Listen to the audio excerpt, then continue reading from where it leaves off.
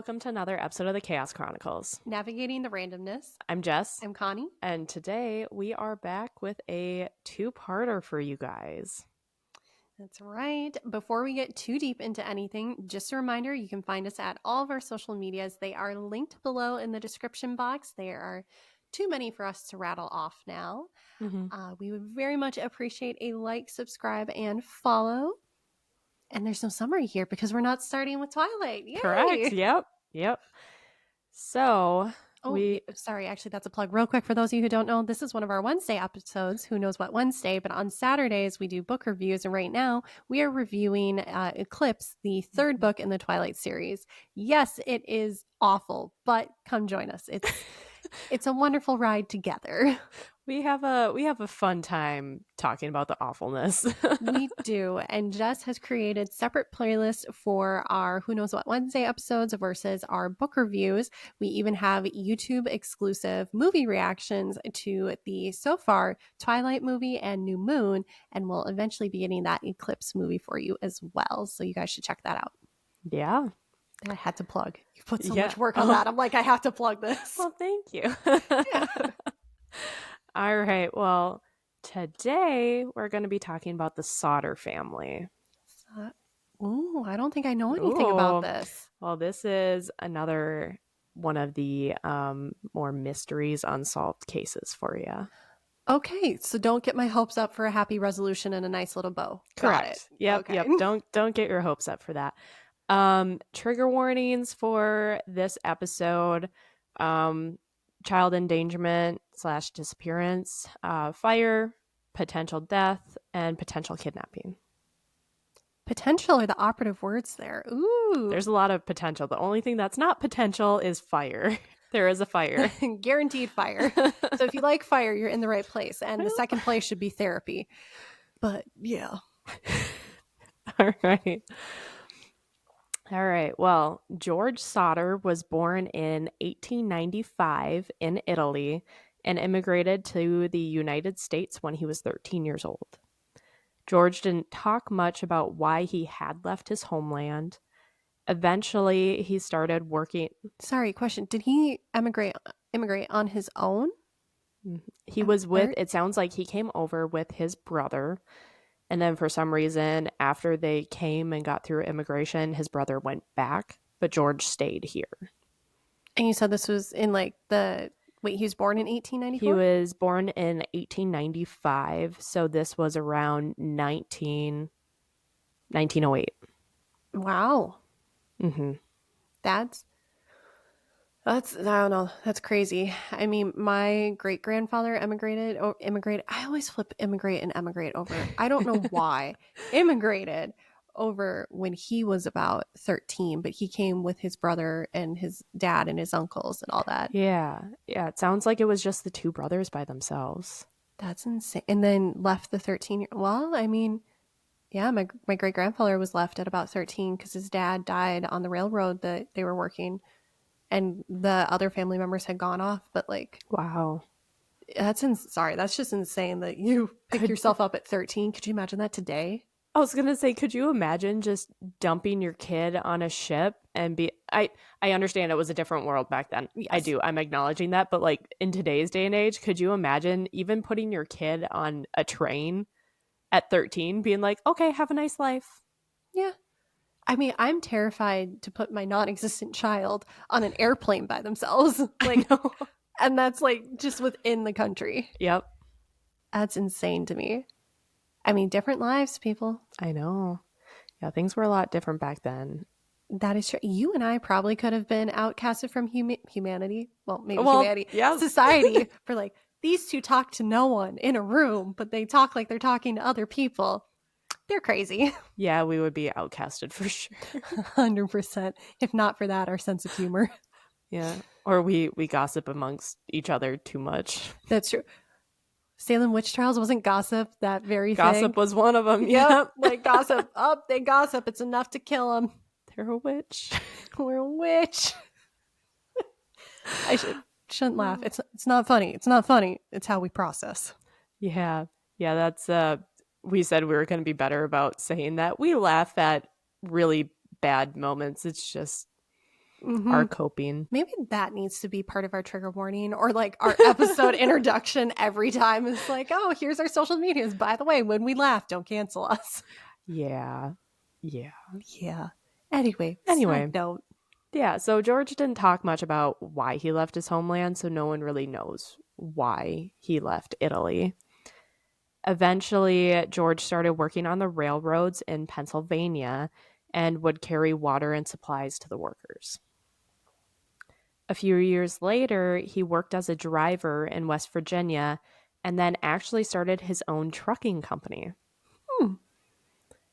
At age 27, so in 1922, George got married to a storekeeper's daughter named Jenny, don't come for me, Caprini, Cipriani. Caprini. That sounds very Italian. Okay, I'm like, the end is Italian. I can see that. She had also immigrated to the U.S. from Italy. Okay, yeah. It was like, the I, yeah, this feels Italian. Yeah. So Jenny was born on March 28th, 1899. So she was just a couple years younger than George. George and Jenny bought a 2-story house near Fayetteville, North Carolina, and they lived about 2 miles north of town. Hang on, real quick. I was mental mathing there. You said that George was born in 94. 1895. And she was born in 99, so there's a 4-year difference? Correct, yeah. And he got married at 22. She was 18? Okay. He got married at 27. Oh, in 1922. In 1922. At 27 years old. Okay. Yeah. For half a second, I was thinking he was 22, and I'm like, so she's 17, 18? I mean, different time, but like, nope, this is... So she was 23. Okay, like that's not as weird. No. At the time, there was a large Italian immigrant population in this area. They had their first child in 1923, so a year after they got married, and George's business made them one of the most respected middle-class families in the area. George and Jenny had 10 children. 10? 10. Double digits, 10. Were any of those twins? Did she have 10 pregnancies and deliveries? She had 10 pregnancies and deliveries.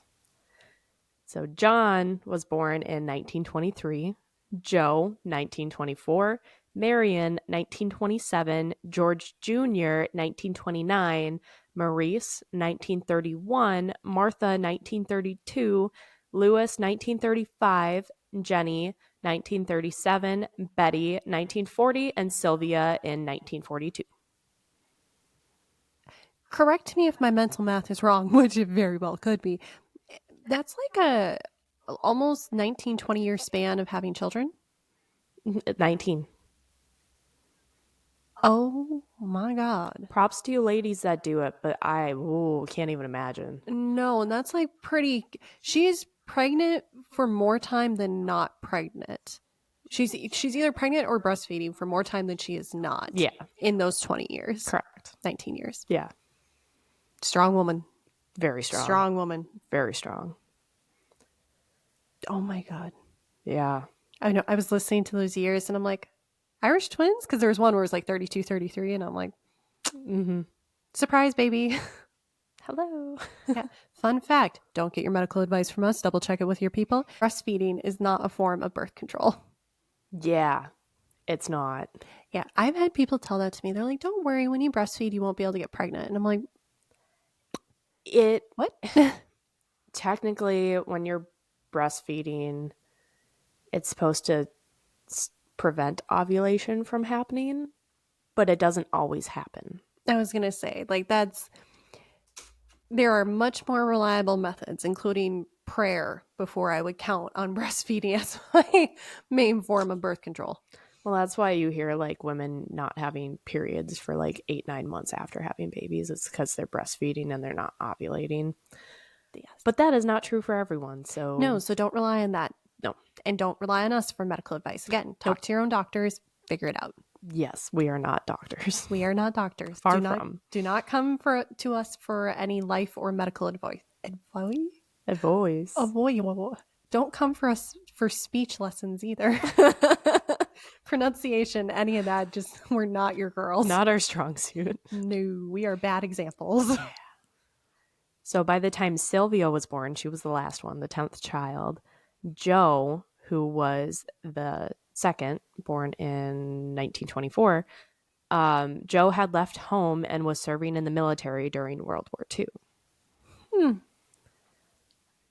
George, the father, became outspoken about his opposition to Benito Mussolini. Benito Mussolini. Benito. Benito Mussolini. Yeah. I'm not. English is sometimes my strong suit, but literally no other language. No, it's literally the only reason I remember that is because I went through a phase where I was obsessed with World War II. Like, I was like, tell me everything. I want to know everything about the Nazis and like Hitler's special projects. Not a fan of, let me clarify. No, bad, very bad. SS, bad. But like learning about it, I'm like, this is very interesting. So I just remember Mussolini. Thank you. So George had criticized Mussolini both before and after his fall and said that he was a dictator who was responsible for Italy's suffering during World War II. Commonly held opinion, yes. Very, very common.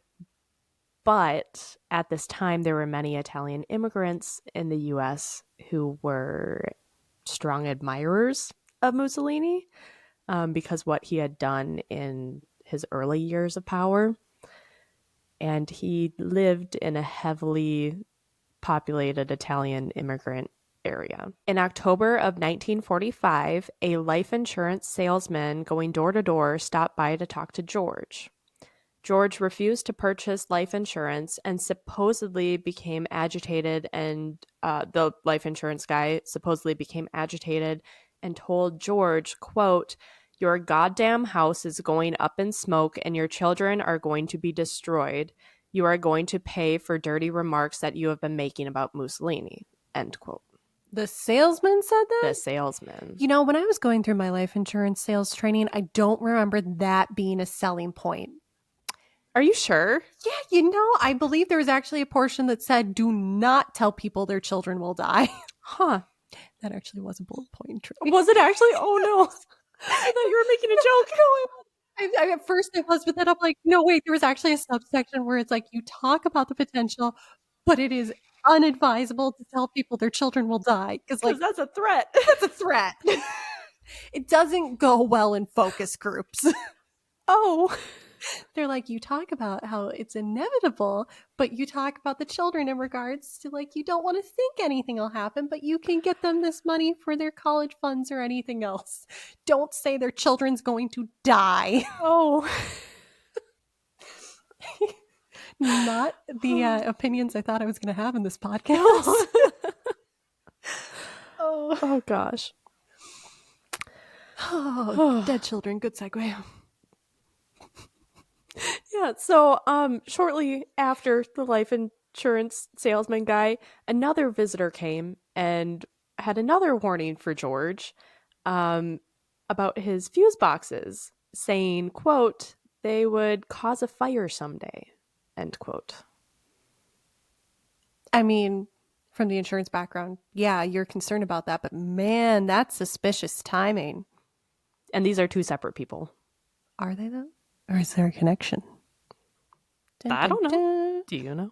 If we knew how to do sound effects, that's when we'd have the conspiracy dun dun dun. But boom, boom, boom. I know there's a way. I just don't know how to do it.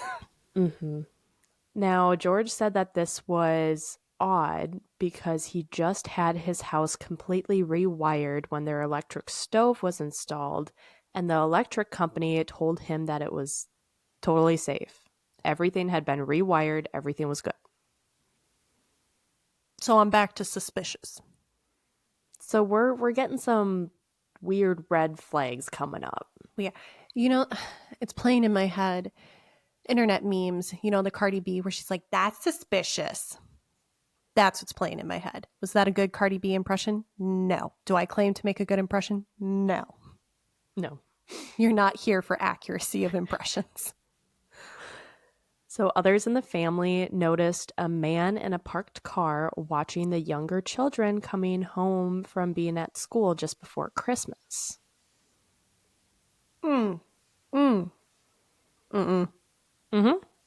Okay.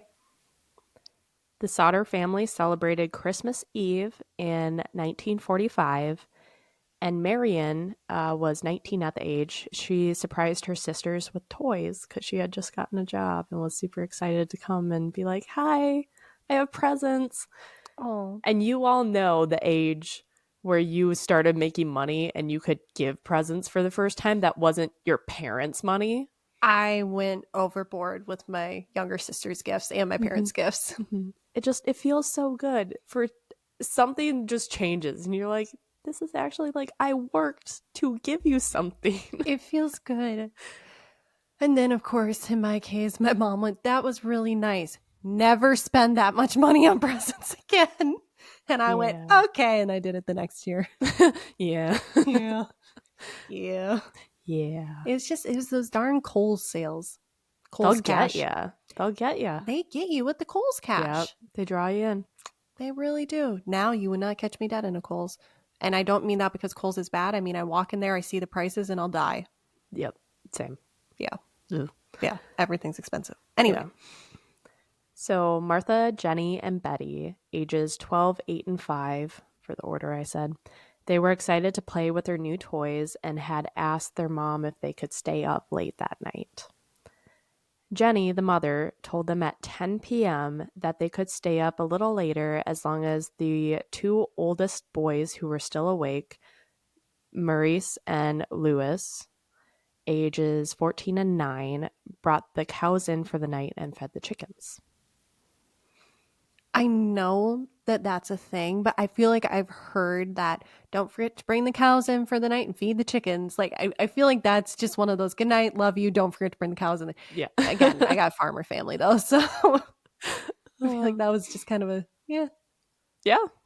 Although I'm not hating on it because Jess and I have talked about it where like her, me, my cousin, we buy a big compound for our family to live on. Big family, raise kids together, have our chickens and our cows. That'd be the dream. That'd be the dream. One day. Yeah.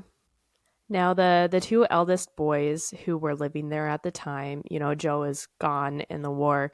So John and George Jr. are there. They are ages 22 and 16. They had spent the day working for George and they were already upstairs in bed sleeping at 10 p.m.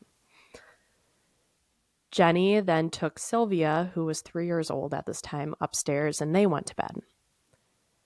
At 12:30 a.m., Jenny, the mother, was woken up by the phone ringing and she ran downstairs to answer it. Jenny didn't recognize the woman on the phone or who she was asking for. Jenny recalled that there was laughter in the background and clinking glasses. When Jenny told her she must have the wrong number, the woman on the phone gave a, quote, weird laugh, end quote. After hanging up the phone, she noticed that the lights in the house were left on and the curtains weren't drawn. Now, this was something very abnormal for her kids to not do if they were like the last ones up. They always turned the lights off, drew the curtains before they went to bed. Jenny closed the curtains and turned off the lights, and then she went back to bed. Oh, she didn't check on the kids, though, did she?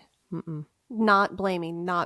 No, but didn't check on the kids. Because it's just something you don't think of. It's just, kids left the lights on and didn't, I'm just going to do it. I'm going to go back to bed. Yeah. No, it's not. If this story is going where I think it's going and where I think you guys think it's going too, your thought isn't normally going to be my child's been kidnapped. It's going to be they got distracted by their Christmas toys, or one thought the other one was downstairs and went to bed. Because I mean, there was 4 of them down there, so, or no, five of them down there. Yeah. So yeah. At 1 a.m., Jenny, again the mom, I have to clarify because there's a child named Jenny too, was woken up by a loud bang followed by a rolling noise hitting the roof of their house. There was no additional noises though, so she just went back to sleep. Oh, Molotov cocktail? Oh, sorry, getting ahead. My bad. I don't know. We'll find out later. Sorry. I love that that's where your brain went, though. Well, like, I know that there is a fire, and I'm like, bang, roll, Molotov cocktail. Cocktail. There might be an actual word for that. Maybe I only know that from like video games and media, but That's what I know it at. I think it has multiple names, though. bad news, basically. Yeah. Boom. Yep. Big boom. Big boom. Shatter boom. Yep. But there was no boom. There was some. That's right. Is it always a boom or is it just fire? It's like boom. No. Shatter whoosh. Yeah. I don't know. This is a very technical podcast. But there was just a thud and a roll. Thud in a roll. Got it. Yep. Around 1:30, Jenny awoke again and this time smelled smoke. She got up and found George's office was on fire. Jenny went and woke George, and George went to go wake the two eldest boys. George, Jenny, Marion, Sylvia, John, and George Jr. escaped. John had yelled up to the attic where his other siblings had slept, but he couldn't go up there since the stairway was already in flames. They needed to call for help, but their phone was inside and they couldn't use it. Apparently it wasn't working, even though the fire was not to that portion of the house. It just was not working. So Marion ran to a neighbor's house to call the fire department. And Marion's the 12-year-old, right? I should have printed the list of the ages out. Marion was born in 1927 and 19. Oh, She was the 19. Okay. Yep. So she's one of the adults. Okay. Yes. Well, barely. Legally adult. But Legally an adult. Someone who had been driving close by saw the flames and called from a nearby tavern, but their call wouldn't go through either, from either the phone not working properly or not being able to reach the operator. Okay, I don't know enough about old phones other than I know there was like a party line that was like manually connected by an operator, which I have a whole fun story about how that stopped becoming a thing because one person was petty. But sidebar for a different time. But like, how do you? That makes me feel like this is a bigger deal than just the two people, because that's like someone either like physically disconnecting the phone lines either out in the center or I don't know, maybe there's like a group, well, phone is that what they're called? Telephone pole. There we go. Oh Yeah, so some fishy stuff is going on, or it's just bad luck, bad luck, bad luck. You know, bad luck can happen. This seems like an exceptional amount of bad luck to chalk up to coincidence. Okay. Yeah. Okay.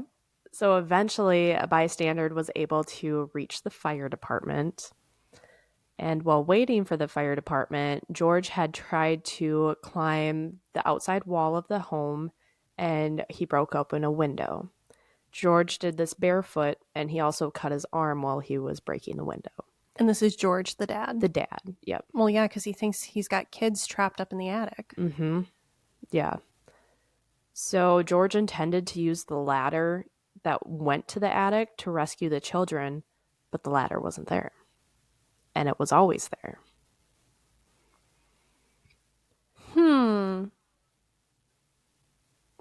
He then thought if he moved his coal truck next to the house, he would be able to reach the window. Good thinking. Good thinking. But when he went to start it, of his two working trucks that had worked earlier that day, neither would turn on. Oh, this is some psychopathic level of thorough. Oh, not good. Isn't this insane? Yeah, okay, so for those listening at home keeping track, we've got inability for not only the farmhouse to make any calls, even though there doesn't appear to be any physical interference with the line at the home. A nearby tavern, same thing. Don't know anything about a telephone pole yet. And a ladder that is almost always there, it doesn't sound like the family ever moved it, is not there anymore to get to the attic. There was the crash and the thud of something on the roof and rolling off. Then there was lights left on, curtains left open. And now the trucks that had worked, both of them now weren't working. Correct. That is way too much bad luck. Way too much to not be the malicious and intentional intervention of somebody else. Okay. Yeah, there's a lot going on. I would say so. Yeah. This seems... I'm going to say it because I can.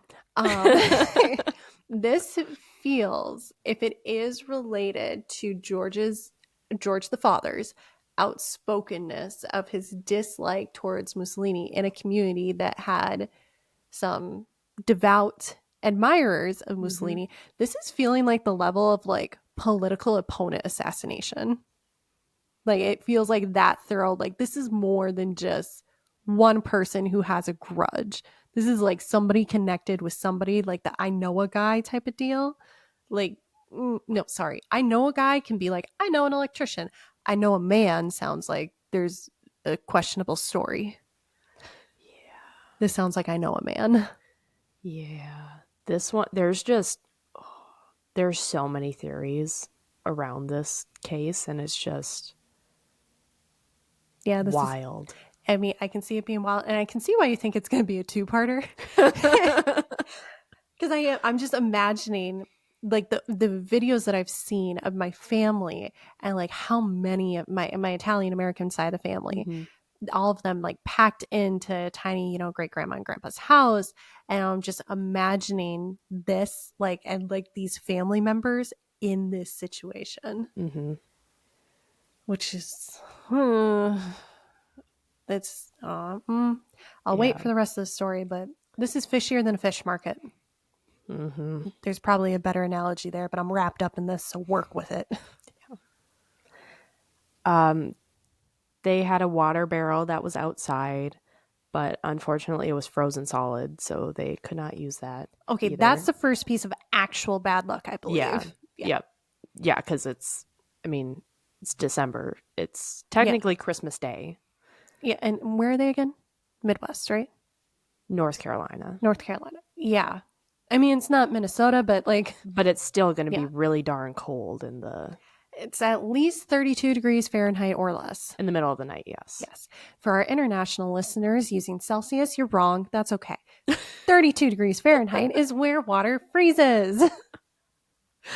I mean, we got the international folks. We appreciate you. Yes. Anyway, so bad luck. The first real true, I 100% believe it, bad luck is frozen water barrel. Yep. Over the next 45 minutes, 6 of the Sodders stood outside and could do nothing but watch their house burn down and eventually collapse, all while assuming that their other children were trapped and died in the house. How many children were not accounted for? So we have the 6 of them outside, so 2 parents and 4 children. 4 out of 10. 4 out of 10. Scheisse. And 1 is away. So 5. So 5 are left that are supposedly in the house. The firefighters did not show up until later that morning. Is that normal? So we're gonna talk about it. Okay. At the time, firefighters called each other, and they didn't have many firefighters at the time because of the war. Oh, yeah. I suppose at the time, this probably was when it was more community-based, so there wasn't necessarily an on-call fire station. It was volunteer-based. Yep. So it's like if a fire goes out, okay, well, if we're working together and we got 4 other dudes, okay, well, if I get the call, then I call you, you call them, that they call that. It's like the phone trees. Yeah. I will say I do, sorry, on a lighthearted note, I do love phone tree scenes in movies. That is my favorite, especially in Legally Blonde when I think it's either in the first or the second one. I think it's the second one, which I haven't actually seen, but I've seen clips where she's like, all right, I'm activating the phone tree. And it's like this huge multi-level, like national security-esque thing within the sorority family. I love it. It's one of my favorite things. Well, that's a more lighthearted part of this. It's very, I'm like, yes, because I could see you and me being very good at a phone tree if we were back in the day. Absolutely. We'd be heads of that stuff. Oh, for sure. Oh, it'd be great. Well, no, actually, whatever reason you're using the phone tree for is usually not great. So never mind. But like coming from, I'm currently a first responder, like currently taking, like I go on 911 calls every day at work. Imagining someone needs you and they call one person who's, let's say, a police officer. The police officer has to go over there or call his buddy, and then they go over there. And then all of a sudden they're like, oh, shoot, we need fire, because EMS did not exist at this time, guys. EMS is like the baby of the first responder groups. They did not exist. Which is kind of funny.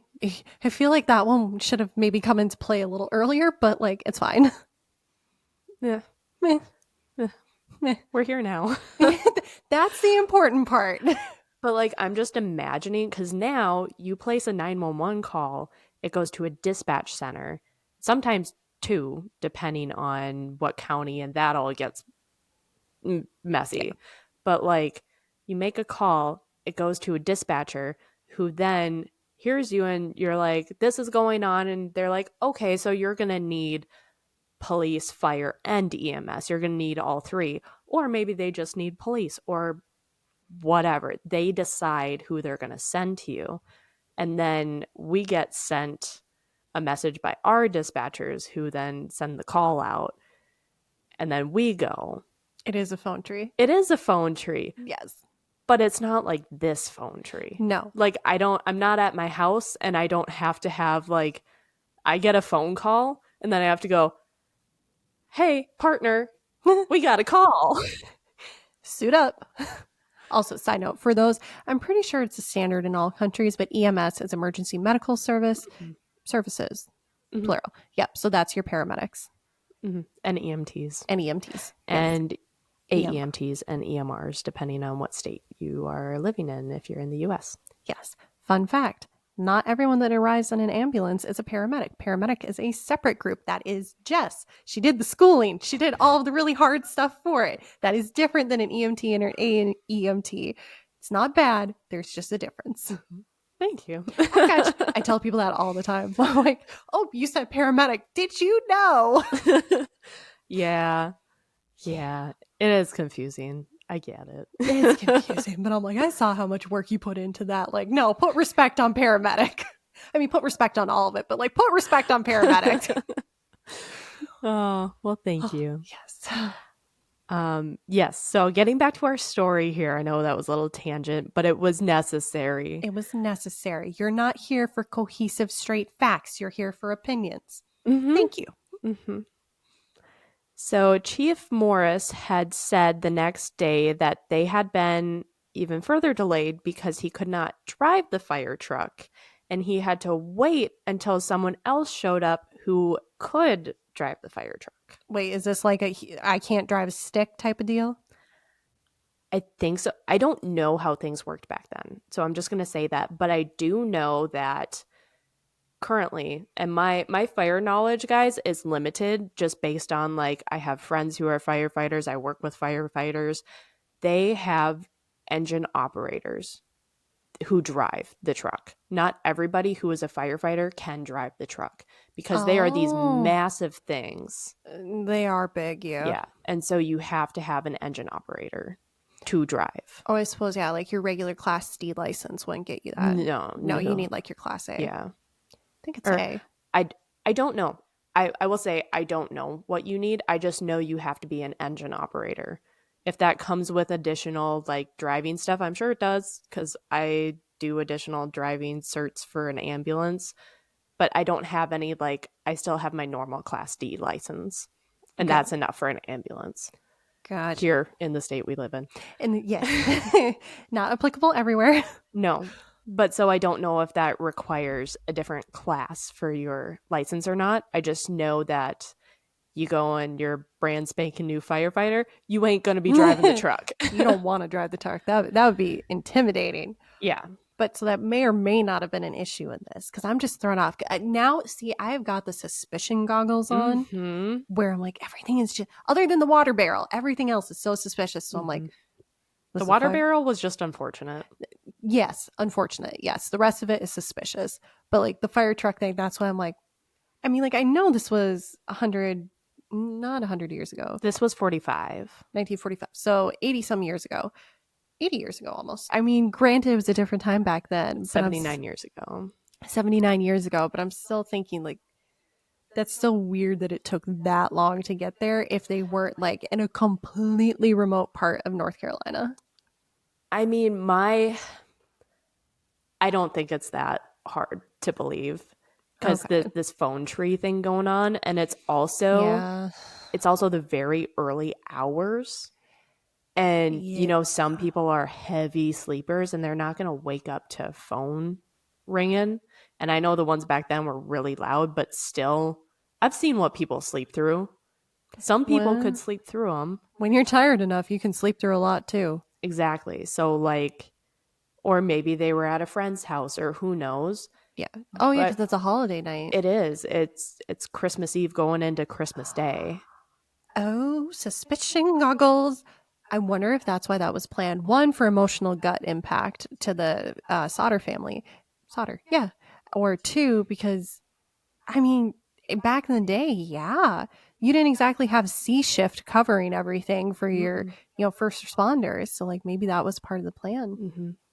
Well, and also, I was trained in a more rural setting. We were trained for metro and rural. But we also did intercepts for even more rural areas where they just had EMRs on the truck. That's it? That's it. And they would respond from home because they're these little itty bitty towns. So it does not surprise me that. Yeah. So actually, in that case, the situation that we have 79 years ago, there's a version of that still active today. Mm-hmm. Wow. Mm-hmm. Wow. Okay, note to self, do not have medical emergency in a tiny middle of nowhere. I mean, that was already kind of the plan, but and emergencies. If it does, just drive yourself. Have baby aspirin, pray, drive. Yeah. That's basically it. Well, I mean, unless you're bleeding out, then don't have aspirin. I feel like that's probably a bad combo. That is a bad combo. Okay. Do not take medical advice from us. We are not professionals, but don't do it. No, it's check with your doctor, but blood thinning medication when you are actively bleeding out is probably not the best bet. Double check with your doctor, and we say that for legal reasons. Yeah, we don't want to get in trouble here. No, we do not. Yes. Even if you try to sue us for medical information, we're broke. You ain't getting nothing. I have nothing. I have a bunch of student loans. And that's you want to take the debt? You can take the debt. Yeah. There's nothing but debt here, okay? Have at it. So, again, this was just a volunteer crew, and they didn't have much training. They didn't have much equipment. This is 45. This is... they didn't have a lot back then. And they did end up arriving at 8 a.m.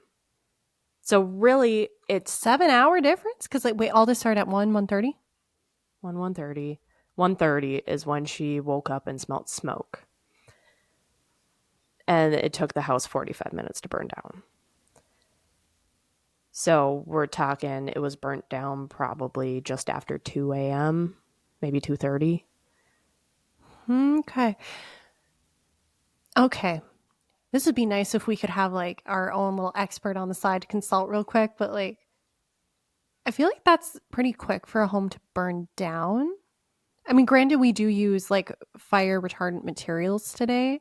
And like back then it was just wood and insulation was usually like sheep's wool. I don't want to get this wrong, but older houses took longer to burn down than today's. Today's just boof. That's right, because of the difference in the rings and the wood. Yep. Yes, I do remember that. So this firefighter crew that was responding, they were just a volunteer firefighter. And I don't mean just a they were a volunteer service. Yeah, illustrating not that it was like the put together stuff you expect today. These were purely just volunteers. Yeah. Because today, I mean, yes, we do still have volunteer fire services. We do, where people respond from their homes and then go to the station, and they have to live like within so many miles from the station or whatever. But most of them, if you're in a metro area or even like a more densely populated, I'm talking like not the 100 people population in a city, you probably have a volunteer service, is my assumption. Mm-hmm. But most people, and where I work, we have a couple volunteer services, but the majority of them, they are manned stations. Yeah, that's the just part with volunteer that we're saying. Like, it's only volunteer. Like, there isn't any manned. There we go. Yeah, thank you. I know. Yeah, it's like we're trying to get to something. How are we going to say it? As soon as I said that, I was like, that's not what I meant. That's not what I meant. No, it's hard sometimes, guys. Don't cancel us on little things. Yeah. We're trying to find the words here. Yes. Words are hard if you haven't picked up on. Yeah, because I work in a metro area and then a more rural area. In the more rural area, we do have more volunteer services, but we still do have fully manned fire stations as well. For this reason. Yeah. So they're able to come when stuff like this happens. Yes. And it's not phone tree anymore. I don't assume there's a better dispatch. So like, no, don't panic. Usually for volunteer services, and this can vary depending on where you are. I just know for my service area and where I work, the volunteer services, they will get pages sent to their phone. Mm-hmm. So they did arrive at 8 a.m., like I said earlier, and they essentially, the whole house was burnt down. So they were there looking through the ashes. I was about to say, so they're looking for bodies because, correct me if I'm wrong, house fire that's not hot enough to like incinerate a body or cremate a body, is it? We'll talk about it. Woo. We will talk about it. Another part of them searching through the ashes is ensuring that the fire is out. Oh, yeah, I suppose. Mm-hmm. So if you ever see, again, I'm not a firefighter, but I've been on enough standbys where I watch them, and I'm not going to have very good technical terms, but they go and like poke around and take readings to make sure that the fire is gone because it can be hidden. I was going to say, I'm thinking like if you, like, what is it called? Eyelash glue, you know about that? Mm-hmm. Yes, for those who don't know, not an expert again, but eyelash glue is actually very flammable. Mm-hmm. And so is things like, I want to say, is it paint thinner as well? But certain something like that. Yeah, certain household items like that, like if you use cotton with them, it can cause it can combust, and like people have been burned on their faces or hands from eyelash glue, like using cotton wipes with it, or just like leaving a paint rag somewhere, like it can start on fire, so you have to remember to like rinse it or wash it down. So there is something to take from this story that was 79 years ago and apply today, which is be careful of flammable things that don't always necessarily look like they're flammable right away. They could be very flammable. Yes. All right, it is a life podcast. I feel like we're circling it back. Yeah, we're circling it back. Yeah, I feel like we can stand by. We don't have to say we're experts to say be careful of flammable things. No. So they're out, they're looking through the ashes, and they did not find any remains at all. Mm-hmm. And they assumed that the 5 children perished in the fire. The fire chief suggested that it was hot enough for the bodies to be completely burnt. The fire chief told George to leave everything undisturbed for the state fire marshal to come and conduct a more thorough investigation. Okay. 4 days after the fire, though, George and Jenny couldn't stand it any longer, and George bulldozed 5 feet of dirt over the site to make it a memorial garden for his children.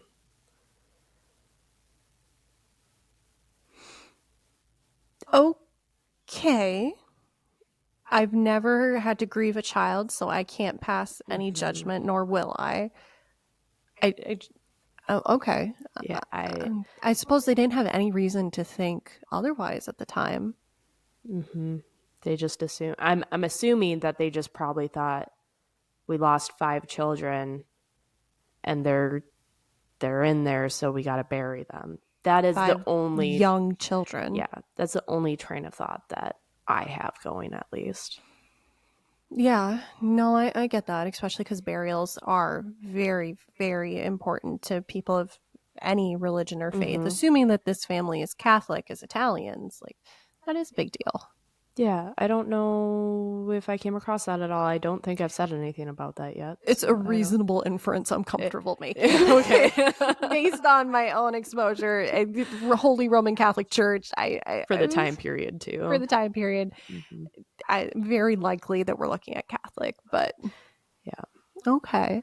So and that was before the marshal got there. Mhm. And the next day, the coroner set up an inquest to determine the cause of death. The result was that the fire was an accident caused by faulty wiring. But nope, Connie, husha, because And, you're going to have opinions about this. oh dear. Of the jurors that were determining the cause of death and the cause of the fire. This went to a trial? Yeah. Or not like trial, it went to an inquest. Okay, so they did a separate inquest. They didn't actually go into a trial. Yes. Okay. I believe so. From what I could find, it was just the initial inquest, but there were jurors in the inquest. So essentially they try it internally with the fire marshal service. I believe so. Okay, gotcha. I figured you could help me with that one. Yeah, I got you. I got you. So, of the jurors, one of which was the man who had threatened George that his house would be burnt down and his children destroyed. No. Now I want this to have been an actual trial because I learned all this for the final I took today. When you are selecting your jury called voir dire, on the off chance my professor is listening, I'm sorry I mispronounced that. Also, please don't judge me for anything you see in this podcast. Thank you. Voir dire, you are able to challenge jury selections, and you can do something as simple as a peremptory challenge, which is, in this case, if I was the lawyer for the family arguing on this one, I would look at the judge and I would say, Your Honor, this person dismiss. You get 3 peremptory challenges. You don't have to base on anything, and you challenge that because, oh my God, no. Prejudice. Bias is in favor in law. Prejudice is not. Oh. I learned that while studying. Prejudice, Your Honor, prejudice. Hey, they had on the Okay. Not the tangent I thought I was going to have in this, but like, man, am I educated enough for it after the last 5 days of nonstop studying. I know, as I was typing this out, I'm like, you're going to help me through this part and you're going to go for it. Yeah, it's a whole, I am wound up, let me go. Yep. Nope. That, I was so angry when I read that. I can't believe, that's why I'm like, I wish this had been a legitimate trial in the U.S. court. Mm-hmm. Like, well, it'd be a state court at that point, but like, still, like, that's, you, like, how, Mm-hmm. that was, a choice was made. Yeah. Okay.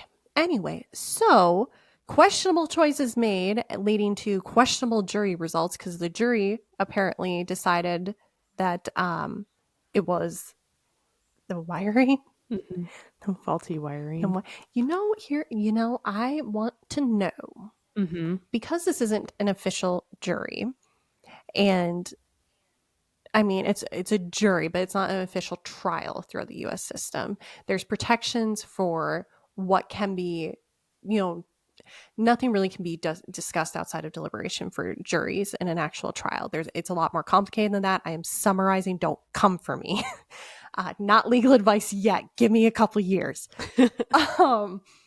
But like with this, I would want to know if they did have their reasoning, their transcripts available from their jury deliberation, because I want to know if that juror is the one who said, I think it's probably the faulty fuse boxes because I was there a while back. I couldn't find it, but we can dig more too. Because like that so telling if it is. Maybe during the break between part 1 and 2. I'll have to look into that. Connie might Google to see if we can find it, but I don't think it's out there. I'm on a whole thing right now because I'm like, if it was actually a wiring issue, in that case, I've got my civil litigation hat on right now. Oh my God, this is taking over my life. Civil litigation hat is on. I'm like, oh my God, the Souders, right? The Sodders. I don't know why that's so hard for my brain. The Sodders, they need to be suing the electric company that came out and gave them the pass on all the electrical work, because that would be bad workmanship or negligence. And there's a whole thing there because it's like either the electrical stuff was fine or it wasn't. And you got two competing theories, which is when in a trial you'd actually want this to go to court because you couldn't motion for summary judgment because you have a genuine dispute of material fact.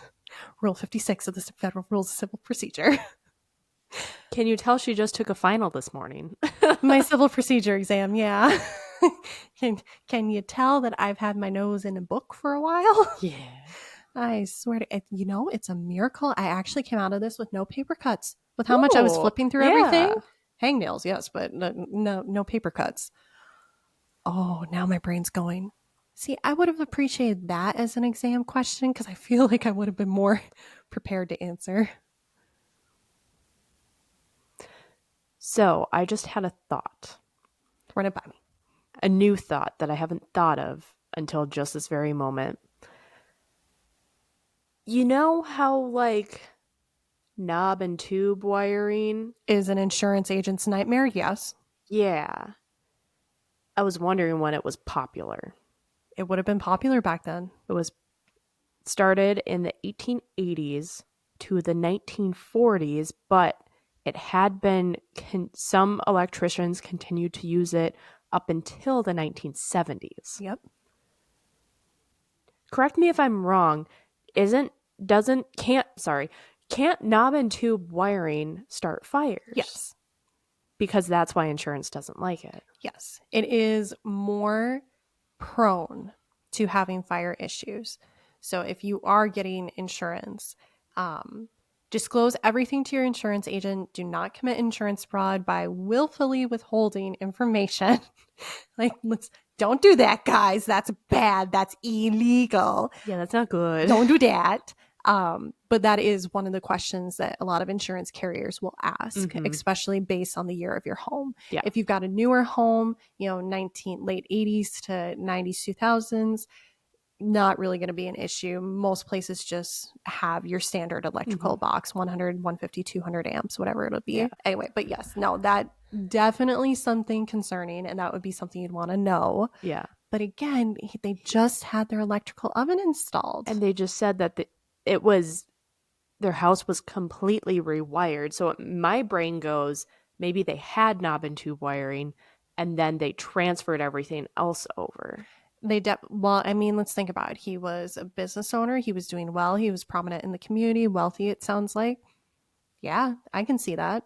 I mean, honestly, that's something that a lot of people can do today because electrical, it's usually one of the cheaper things that you can do in a home. That being said, do not cheap out on that. Get an electrician, get certified. Don't do it yourself. Electrician, yeah. Some things you can do yourself. Plumbing and electrical are two things you generally don't want to do yourself. Yes. Anyway, but I can see them just totally swapping everything out because you're already going to have to update one section for the electrical. So you might as well do the whole house. Right. And I'm not an expert when it comes to this. Not an expert on anything really.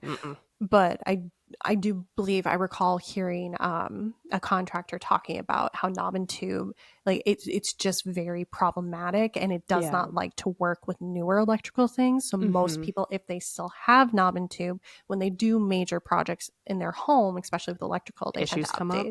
It can have issues. Yeah. Again, I am not the one who is saying that. That was simply a contractor that I had spoken to a little while back.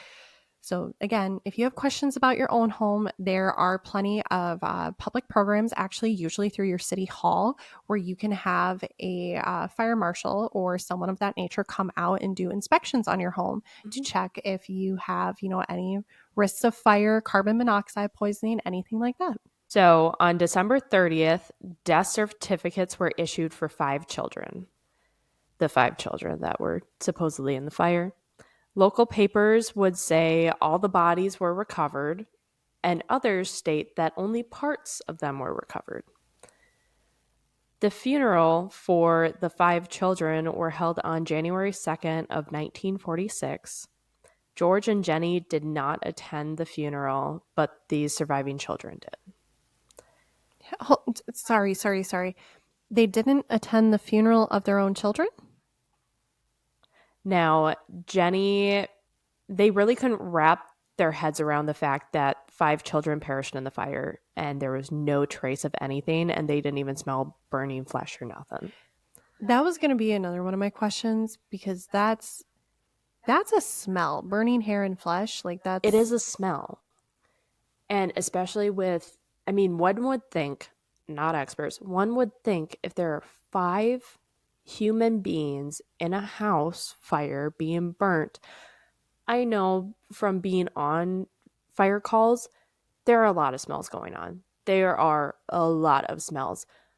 But the smell of burning flesh is one that you will not get out of your nose. Once you smell it, you know exactly what it is. Yeah. As someone who's only encountered minimal burns, or burned myself even, that's a smell even when you only have a little. Or burnt hair smells horrible. Awful. So now imagine 5 human beings. You're gonna smell something, especially in the cold, because the cold has a way of either wiping out smells or heightening them depending on the person. Mm-hmm. But there's not going to be the cold is going to dampen farm smells. Mm-hmm. So you're going to be smelling a lot of the stuff from the heat of the fire right there. Mm-hmm. Okay, now I'm understanding. My assumption here is that George and Jenny are probably thinking the same thing you and I are right now, where they're like, wait, we didn't smell that. There's no way we didn't smell that. Yeah, a part of them is they're grieving for their children. I remember reading a part where they're grieving for their children and they couldn't get themselves out of the house. Understandable, of course. And then another, very understandable. You went from 10 children to 5 in a matter of minutes. And it sounds like it's your 5 youngest children too. Yeah, we'll get to the ages in part 2 of the children that are missing, supposedly dead. But yeah, and then others is that, they couldn't imagine their children actually being in there. More so Jenny. She couldn't wrap her head around the fact that they didn't smell anything. They didn't find anything.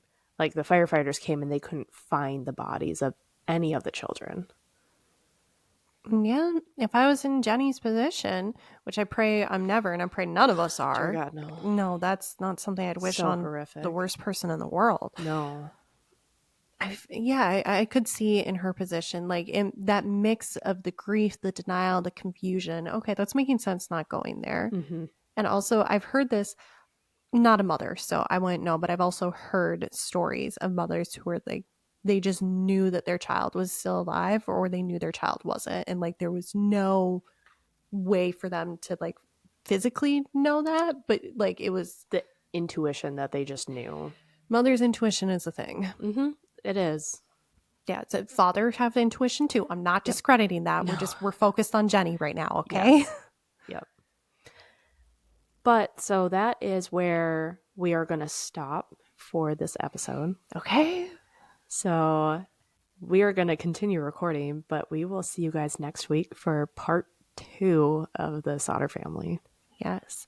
We'd love to hear your thoughts and opinions thus far on both some of the random stuff that we've talked about, whatever makes the cut, and as well as the story thus far. Have you heard about this before? What are some of your theories? We would be very interested. Yeah, we would be very interested. And in part 2, we're going to talk more about theories. Yes. So before we sign off, just a reminder, if you want notifications about part 2, please like and subscribe. Well, really just subscribe. If you like, you're not going to get the notification, but you should like anyway. But subscribe and you will get notice. This should be out next Wednesday. Yes. All right. Well, thanks for joining us. And we will see you either next week or on Saturday for our next eclipse episode. Yes. I'm trying to think which, yeah. We're getting to the interesting parts of Eclipse. For chapters 9 and 10. Wait, were those the brutal ones to get through? We haven't done them yet. Oh. They're coming up. Joy. Well, in that case, we'll see you on Wednesday or on Saturday. Adios. Bye.